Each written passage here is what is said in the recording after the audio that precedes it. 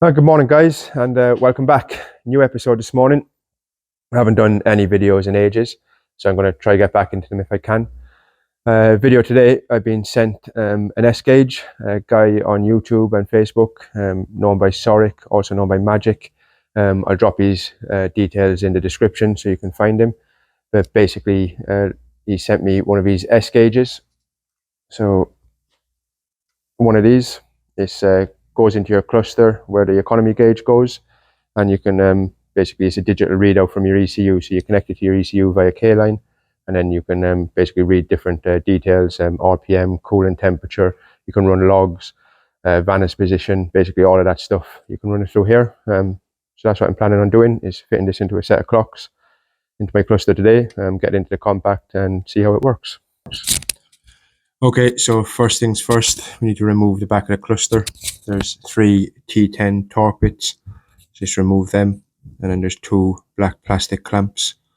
Mine were a little bit stuck, so I just used the small screwdriver, stick it in underneath them, and you can fold them up. Fold them completely over, and the back of the cluster then should just slide straight up off the face.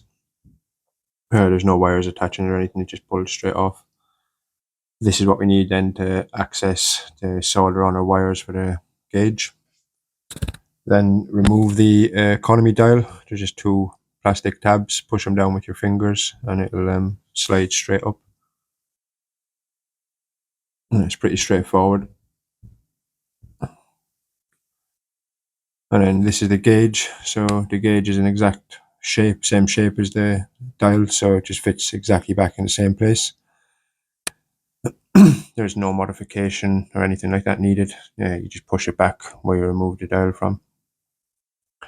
Just make sure when you push it in, you hear it click when it pushes over the 2 tabs, and make sure the bottom then is pushed fully in as well, and it'll fit nice and tight and secure.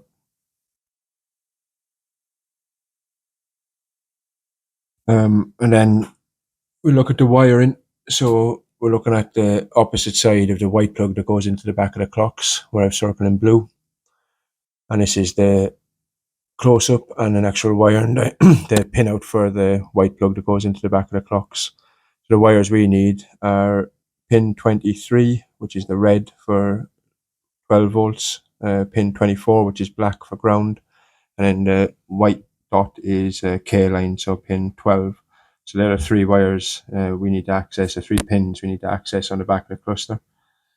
I put a pin out of the white plug as well, and I've just circled what pins we need. So pin 12, diagnosis or K-line, pin 23, 12 volts from ignition, and then pin 24, ground basically. So they're the only 3 wires we need to connect to in the actual cluster itself. So we need to solder onto the pins. First of all, you need to clean off some of that red coating. I just used a Stanley blade and scraped it off to get access to the back of the pin. And then I dropped a bit of a flux onto the top of the pin where I was soldering. Also the soldering iron, I think I had it about 400 degrees. And I've dropped a little bit of solder on top of one of the pins. Just makes it easier then when you connect the wire, you can just reheat the solder you added and the wire will stick to it. So that's the 3 wires connected. So red, black and white, ground, live and K-line. So you need to cut this little piece or any of these pieces where you haven't got a bulb, so you can put your button wire through. So it won't get caught then when you put the cluster back together. So there's my wires soldered on, and then my other wires then coming through where I slotted with the little snips. This can be a little bit of a pain, just finding a place to put the wires so it doesn't get in the way of anything else that's in the cluster. Just took them out of the way. And then you should be able to put the cluster back down. It is a little bit fiddly, you just have to make sure once you're pushing the clamps it slides down as one. If it feels like the clamps are a bit stiff, you're not in the right position, so just make sure you've got it in the right position, and then the clamps should fold over on their own. So here I am testing it, it's all in. I just added 12 volts and it works as it should. So next now is install it into the car and connect up the K-line. So these are my current clocks. As you can see, I can't use them because they're compact clocks and they've got no miles per gallon counter or economy meter, whatever you want to call it. See, this car is a bit worse for wear at the moment. It's starting to get mouldy, mainly because it's been parked up for so long. I just need to take the steering wheel off so I can get them clocks out. I'll fit the other clocks then, and then I just need to wire in the K line. So that's the next plan. Right, steering wheel off. If you are taking your steering wheel off, disconnect your battery before you remove the airbag, or you'll have an airbag light on the clocks and you need to reset it. Right, so I just have to join into the K line wire on the back of the clocks. This is on the white plug and it's pin number 12, which is a white and purple wire. So I've just joined onto this.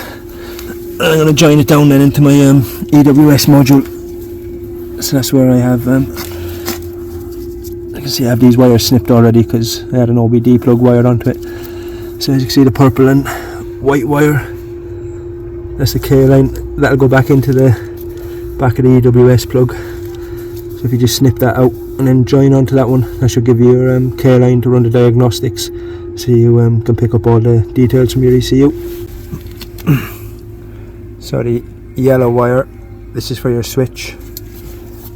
The orangey coloured wire, that's for like a sound dong or something, so you don't need that.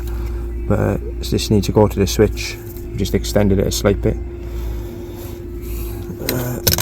So there's the switch in question, just a normal push button switch.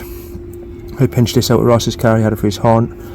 So I'll get another one to replace Ross's. But yeah, so just connected to earth on one side. I have it just connected up to the side there onto one of the earth points, and then the yellow wire then to the opposite side. So here we have it, Gauge.S installed. So the economy meter would normally be there. We've removed that and we placed the Sorek Gauge.S in place. It comes on when you turn on the ignition. There you go, all lights up. It doesn't really flash like that, that's just the camera, the way the camera is picking it up. As you can see, it's currently on coolant temp, and then you just push your button, whichever button you've wired up, to go through all of the menu. As you can see, the menu's changing. It's quite handy. It's basically live data from your car's ECU, so it's like running diagnostics on it while you're driving. As I said, you can keep an eye on everything from throttle position sensor to Vanas angle, engine RPM, basically airflow meter. Basically everything you can read on live data, I'm pretty sure, is on this gauge. It's pretty straightforward to fit. Hopefully once you watch the guide it'll be even easier. But yeah, so that's it. So once again, I'd like to thank Sorek for sending me this. I'll put all of his details in the description of where you can get one. And there's also a discount code, Garage36, which I'll, if you use that, I think you get 10% off. But I'll put all of that in the description as well. So once again, thanks for watching, and if you're enjoying, make sure you subscribe, like, share the videos. It all helps the channel grow, and hopefully I'll try and bring you a video every couple of weeks now if possible. Thanks for watching.